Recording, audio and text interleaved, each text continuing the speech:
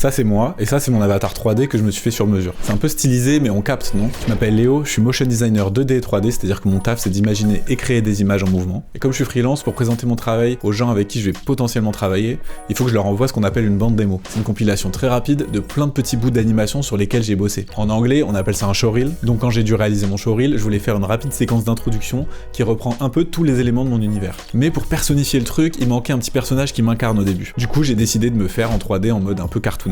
Pour vous donner un peu une idée de ce que j'avais en tête, ça par exemple, c'est mon moodboard de personnage 3D. J'adore les formes hyper rondes, les persos ultra simplifiés avec des gros yeux ou des tout petits yeux, les couleurs vives, et globalement un peu cet aspect jouet plastique qui donne quelque chose de très enfantin. Donc comme d'habitude, j'ai commencé par un rapide croquis du personnage, comme ça, avec les bras en T, ça permet d'avoir une référence qui va être exploitable pour la 3D après. L'idée là vraiment c'est de simplifier au maximum pour garder juste les éléments distinctifs. Donc ça va être la moustache, la sacoche que je porte tout le temps, le sweat et évidemment les gros sourcils. Et puis l'idée c'est de tout arrondir au maximum pour avoir des formes vraiment rondes très mignonnes. Ensuite, je me lance dans une modélisation 3D dans Nomad Sculpt et j'anime le tout dans Blender. Et voilà ce que ça donne dans l'intro une fois animé.